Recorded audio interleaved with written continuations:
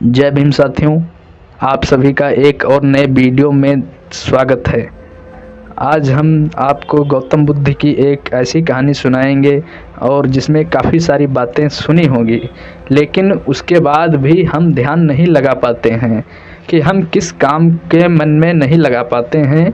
आखिर ऐसा क्यों और क्या वजह है जिस कारण जब भी हम कोई कार्य करना शुरू करते हैं तो हमारा मन भटकने लगता है, हमारे मन में तरह तरह के विचार चलने लगते हैं और हम उस कार्य पर ध्यान ही नहीं लगा पाते हैं। अगर आप भी इस समस्या से जूझ रहे हैं तो आज की कहानी है, यह आपके लिए बहुत ही महत्वपूर्ण होने वाली है। तो इस कहानी को अंत तक ज़रूर देखिएगा। इस कहानी में हम आपको कुछ ऐसे तरीके बताने वाले हैं जिनके माध्यम से आप किसी भी कार्य को मन लगाकर कर सकते हैं और आपका मन भी प्रति सेकंड गहरा होता जाएगा। दोस्तों, एक समय की बात है जब एक नगर में एक बहुत ही प्रसिद्ध गुरु रहा करते थे। वह बहुत ही विद्वान और बहुत ही ज्ञानी थे। लोग उनके पास अपने समाधान के लिए बहुत दूर दूर से आया करते थे और उनके आश्रम में उनके कई शिष्य भी उनके साथ रहा करते थे। एक दिन की बात है, वह अपने आश्रम में टहल रहे थे कि तभी उन्होंने देखा कि उनका एक शिष्य संस्कृत के कुछ लोगों को एक पन्ने से दूसरे पन्ने पर उतारने का प्रयास कर रहा था, लेकिन बार बार गलती होने के कारण उसे वह सारा काम दोबारा शुरू करना पड़ रहा था। कई बार प्रयास करने के बाद आखिरकार वह थक गया और हार मान ली। तभी उसकी नज़र एक गुरुवर पर पड़ी और उस शिष्य ने उन गुरु को देखा तो उन्हें प्रणाम किया और अपनी समस्या बताते हुए वह उन गुरुवर से कहता है, हे गुरुवर, मैं करीब से 2 घंटे से नए पन्ने पर कॉपी कर रहा हूँ, लिख रहा हूँ, लेकिन बार बार ना जाने मुझे गलती हो जाती है, ना मुझे एक बार में मेरा मन भटक जा रहा है, मन नहीं लगता है। मैं हर बार अपने मन को साधने की कोशिश कर रहा हूँ, लेकिन बार बार मुझसे कोई ना कोई गलती हो ही जा रही है और इस कारण मुझे बार बार यह काम एक नए सिरे से शुरू करना पड़ रहा है। आखिर ऐसा क्यों हो रहा है? इसका जवाब देते हुए गुरुवर अपने शिष्य से कहते हैं, ऐसा केवल ध्यान की कमी के कारण होता है, क्योंकि एक साधारण इंसान अपने मस्तिष्क की 999 ऊर्जा को यूं ही व्यर्थ कर देता है। इसी कारण उसका मन किसी भी कार्य में नहीं लग पाता और यही वजह है कि उनसे बार बार गलतियां होती जा रही हैं और वह चाहकर भी उन गलतियों को सुधार नहीं पाते हैं और वहीं पर एक सधा हुआ मन इन कार्यों को बड़ी सरलता और सहजता से कर लेता है। इसके पीछे भी कई कारण हैं। तभी वह शिष्य उन गुरुवर से कहता है, कौन से कारण हैं?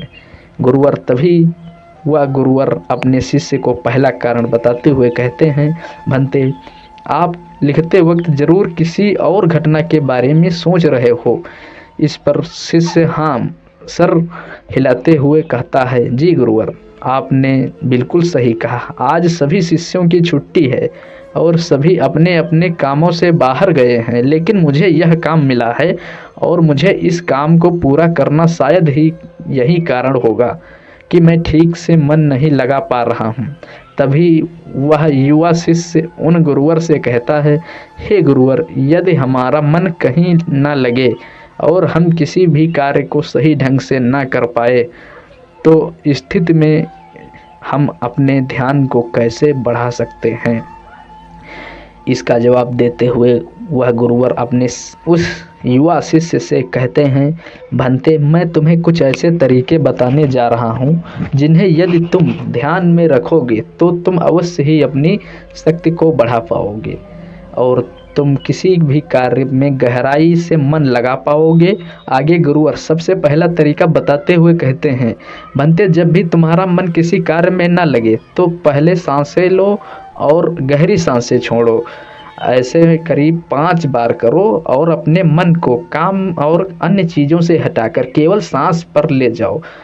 आगे गुरुवर अगला तरीका बताते हुए कहते हैं, भंते जब भी तुम्हें कोई कार्य कर रहे हो अपनी सारी इंद्रियों को एक काम में जोड़ने का प्रयास करो। जैसे कि अब तुम लिखने का प्रयास कर रहे हो तो लिखते वक्त जब तुम कलम अपने हाथ में पकड़ते हो तो उंगलियों के बीच में उस कलम का स्पर्श महसूस करो। अपनी आँखों से शब्दों को बनते हुए देखो और लिखते समय कलम और कागज के घर्षण से जो आवाज़ उत्पन्न हो रही है उस पर ध्यान केंद्रित करो। उसे ध्यान से सुनो और तुम लिखते समय शब्दों का उच्चारण अपने मन के भीतर गूंजता हुआ महसूस करो और अब अपनी नाक से उसी स्याही की गंध को महसूस करो। इससे तुम्हारी सारी इंद्रियां एकजुट हो जाएंगी और एक ही काम से जुड़ जाएंगी। आगे वह गुरुवर कहते हैं, अपने काम के साथ एकजुट हो जाओ, उससे जुड़ जाओ और अपनी इंद्रियों को अपने काम के साथ जोड़ने के बाद तुम्हारा ध्यान अत्यधिक गहरा हो जाएगा। इसका अर्थ यह हुआ कि तुम काम के साथ एक हो चुके हो, यानी कि तुम काम में पूरी तरह से खो चुके हो। और जब तुम्हारा इस प्रकार कोई भी कार्य करोगे तो तुम्हें समय का भी पता नहीं चलेगा और तुम्हारे कार्य में कोई भी गलती नहीं होगी। लेकिन मेरी एक बात याद रखना, यदि बीच बीच में तुम्हारा मन भटकने लगे, तुम्हारे मन में तरह तरह के विचार उठने लगे और तुम्हारा मन यहाँ वहाँ भागने लगे तो डरना मत। तुम दोबारा से निश्चय करना और दोबारा से मन ध्यान लगाने का प्रयास करना। देखते ही देखते तुम इस अभ्यास में निपुण हो जाओगे और तुम्हारा ध्यान अत्यधिक गहरा हो जाएगा।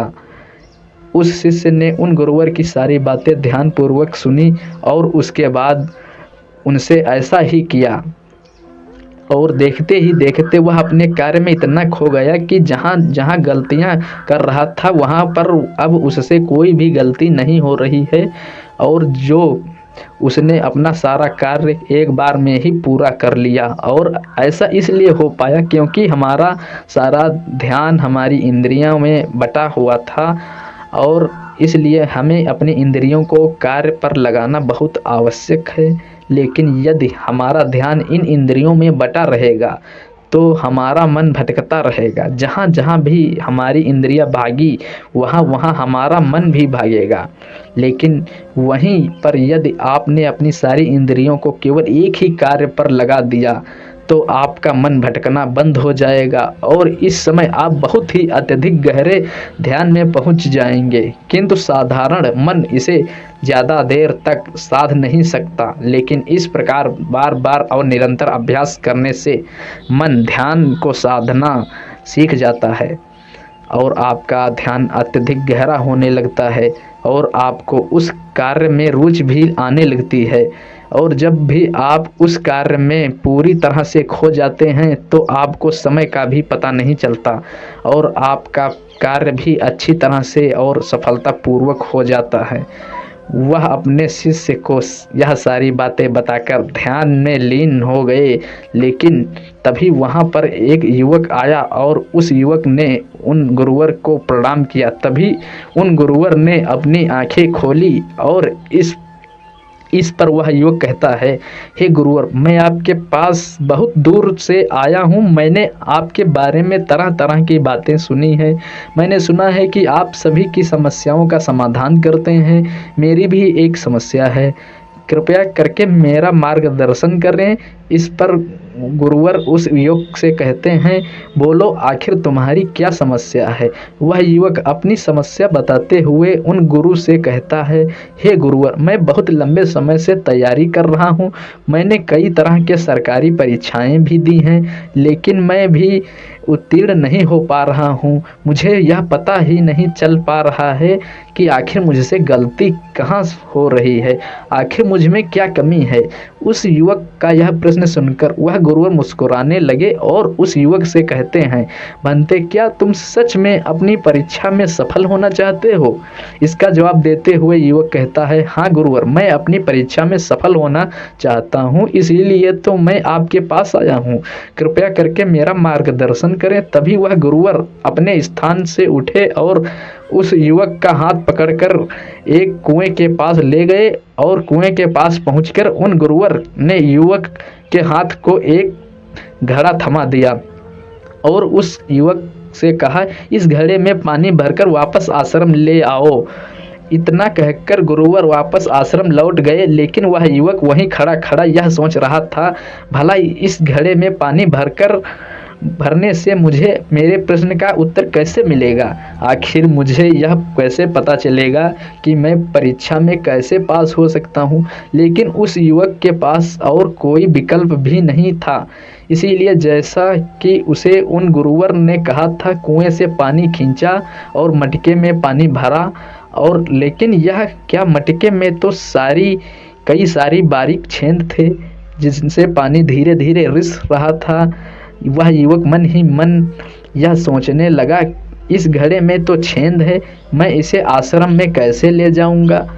तभी उसने, यह छेद तो बहुत छोटे हैं, यदि मैं इसे जल्दी में ले जाऊं तो मैं आश्रम तक पहुंच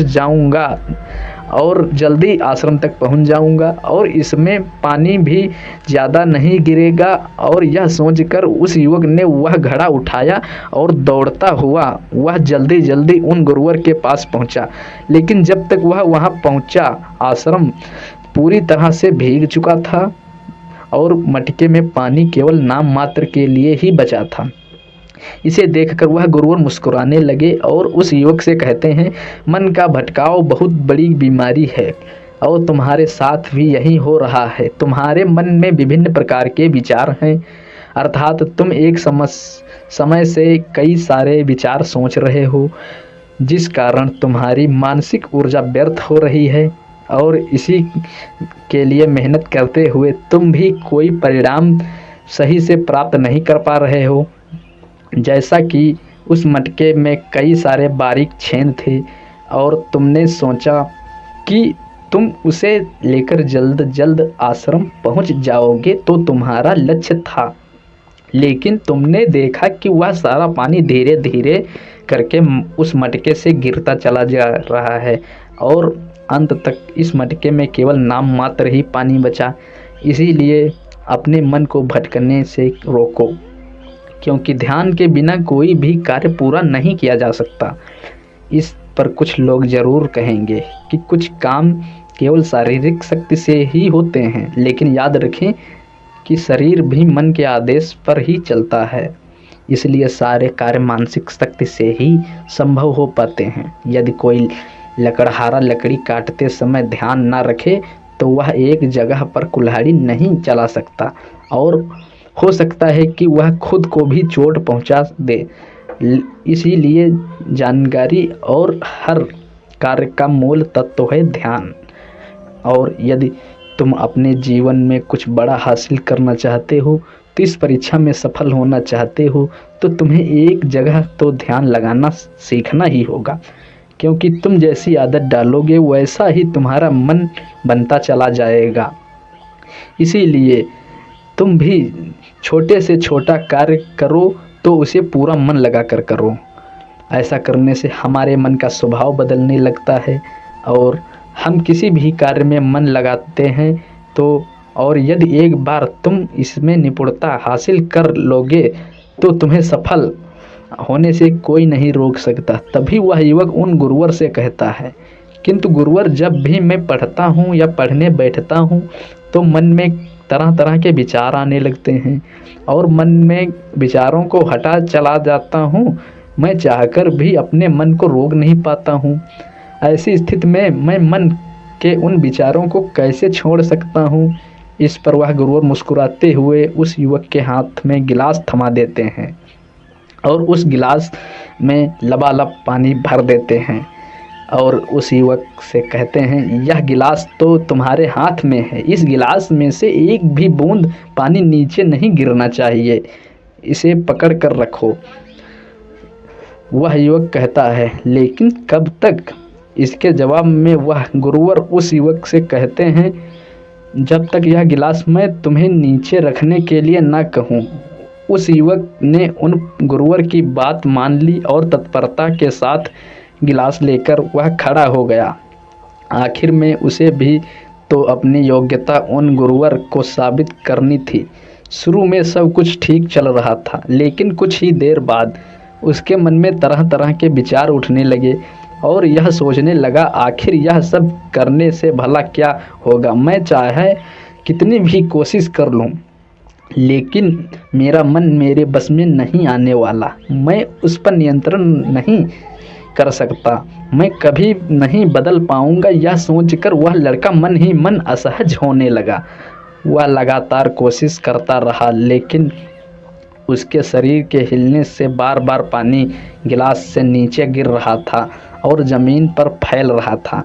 यह देखकर वह गुरुवर युवक से कहते हैं, बेटा, जब तुम्हारा मन शांत था तब तक पानी की एक भी बूंद गिलास से नीचे नहीं गिरी, लेकिन जैसे ही तुम्हारे मन में तरह तरह के विचार उठने लगे, तुम्हारा शरीर भी वैसा ही प्रतिक्रिया देने लगा और तुम्हारे शरीर की प्रतिक्रिया देने के कारण गिलास से पानी नीचे गिरने लगा और ज़मीन पर फैलने लगा।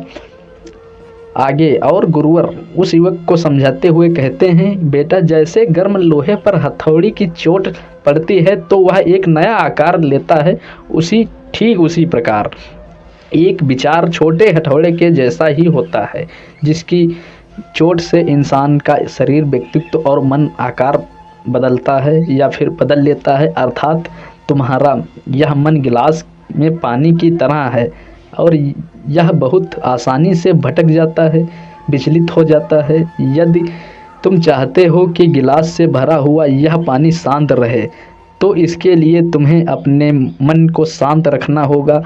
इसके बाद गुरुवर उस युवक से कहते हैं, अब गिलास को एक बार फिर से पकड़ो और अपना सारा ध्यान अपनी सांस पर ले जाओ। सांसों को अपने पेट में, सीने में आता जाता महसूस करो। हाथ में जो दर्द है, जो असहजता हो रही है, उसे जाने दो। मन में जो विचार आ रहे हैं, उन्हें जाने दो। खुद को यह दिलाओ कि तुम मन नहीं हो और बल्कि मन को देख रहे हो। तुम सांस भी नहीं हो, सांस को देख रहे हो। ऐसा याद करने से विचार आकर चले जाएंगे, लेकिन तुम्हें विचलित नहीं कर पाएंगे। थोड़ी देर तक वह लड़का यूं ही अभ्यास करता रहा और अब तक पानी के उस गिलास से एक भी बूंद पानी नीचे ज़मीन पर नहीं गिरी। यह देखकर गुरुवर मुस्कुराए और उस युवक से कहते हैं, बेटा, बस अब यही अभ्यास है। अपने काम और पढ़ाई में पूरी तरह से मन लगाकर करो। इससे मन धीरे धीरे शांत होने लगेगा। फिर कोई भी बड़ी चीज़ हासिल करना मन के लिए स्वाभाविक हो जाएगा। इस प्रकार तुम किसी भी बड़े से बड़ा लक्ष्य हासिल कर सकते हो और यदि किसी परीक्षा में सफल भी होना चाहते हो तो यह भी तुम्हारे लिए बहुत सहजता हो जाएगा। इतना कहकर वह गुरुवर शांत हो गए और युवक भी समझ चुका था कि आखिर वह इतनी सारी परीक्षाएं देने के बाद भी अब तक सफल क्यों नहीं हो पाया। उसने उन गुरुवर को प्रणाम किया और वापस अपने घर लौट आया। दोस्तों, इस कहानी से हमने आपकी कई महत्वपूर्ण बातें बताई। चलिए एक एक करके उनके बारे में जानते हैं। सबसे पहले, पांचों इंद्रियों को एक काम पर लगाओ। गहरी सांसें लो और गहरी सांसें छोड़ो। ध्यान सांस पर ले जाओ और बाकी सारी चीज़ें छोड़ दो। दूसरी बात, सभी इंद्रियों को केवल एक काम से जोड़ो। कान, आँख, नाक, स्पर्श, हर तरह से काम से जुड़ जाओ, उस काम में एक हो जाओ। तीसरी, यदि ध्यान टूट भी जाए तो इसमें घबराने की कोई ज़रूरत नहीं है। एक बार फिर निश्चय करो और दोबारा से प्रयास करो। दोबारा से अपने मन को पूरी तरह से मग्न होने का प्रयास करो और धीरे धीरे गहरा होता चला जाएगा और आप किसी भी कार्य को पूरी तरह से मग्न हो जाएंगे। जब ऐसा होगा तब आप वह कार्य बड़ी सरलता और सहजता से पूरा कर लेंगे। इस बीच जो समय लगने वाला है उसका भी अंदाज़ा आपको नहीं लग पाएगा। साथ ही ना तो वह काम आपको बोझ लगेगा और ना ही आप उस काम को करने में ऊब महसूस करेंगे। आप उस काम में आनंदित रहेंगे, उस काम में आपको मज़ा आएगा और आप उस कार्य को बड़ी सरलता और सहजता से पूरा कर पाएंगे। दूसरी बात जो हम इस कहानी से सीखते हैं वह है कि हर जानकारी और हर कर्म का मूल तत्व है ध्यान। हमें ऐसा लगता है कि मन के छोटे मोटे भटकाव से कोई फर्क नहीं पड़ता, लेकिन बिना ध्यान के कोई भी कार्य संभव नहीं है। आपने कभी ना कभी तो यह महसूस किया ही होगा कि जब आप कोई पढ़ाई कर रहे हैं या कोई ज़रूरी काम कर रहे हैं, उसी दौरान आपके फ़ोन में कोई नोटिफिकेशन आता है या फिर आपका मन तुरंत ही यह कहता है कि चलो एक बार वह नोटिफिकेशन देख लेते हैं, और आखिर उसमें ऐसा क्या है। और जैसे ही आप वह नोटिफिकेशन देखने जाते हैं, आपका पूरा ध्यान उस स्मार्टफोन में लग जाता है और आपका अधिकांश समय उसी में बीत जाता है, लेकिन आपको यह एहसास होता है तब तक बहुत देर हो चुकी होती है। तीसरी बात, स्वीकार करो और जाने दो। जैसे गर्म लोहे पर हथौड़े की चोट से आकार बदलता है, ठीक उसी प्रकार मन के विचार भी एक हथौड़े की भांति हैं और उनकी चोट से इंसान का शरीर, व्यक्तित्व और मन आकार बदल लेता है।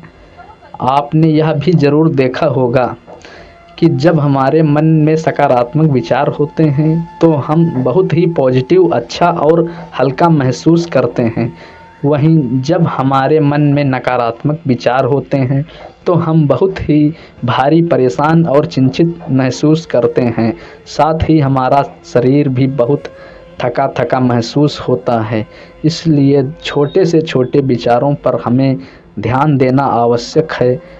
इसीलिए हमें जागरूक रहना आवश्यक है और इसीलिए अनचाहे विचारों को अपने मन में ना आने देना, उन्हें जाने दो, बल्कि अपने सांसों पर ध्यान रखो।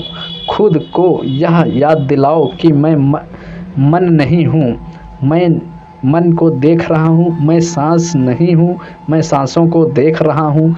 जो विचार आए उसे स्वीकार करो और जाने दो। ऐसा करने से मन अनचाहे विचारों से मुक्त हो जाएगा और आप एक पानी में पत्ते की तरह पानी के ऊपर तैरने लगेंगे, जिससे आप आनंदित और खुश महसूस कर पाएंगे। आपका शरीर आप हमेशा तंदुरुस्त और स्फूर्त महसूस कर पाएगा और ना ही आपका मस्तिष्क किसी भी प्रकार के तनाव और चिंता में डूब पाएगा। इस प्रकार आप सही निर्णय भी ले पाएंगे और आपका ध्यान भी गहरा होता चला जाएगा। देखते ही देखते आप हर काम में मन भी लगा पाएंगे और आप हर किसी कार्य में सफलता हासिल कर पाएंगे। जैसा भी आप चाहोगे आप वैसा कर पाएंगे। दोस्तों, आपने आज के इस वीडियो में क्या सीखा वह मुझे अपने कमेंट बॉक्स में बताएं। इसी के साथ उम्मीद है कि आपको आज की वीडियो पसंद आई।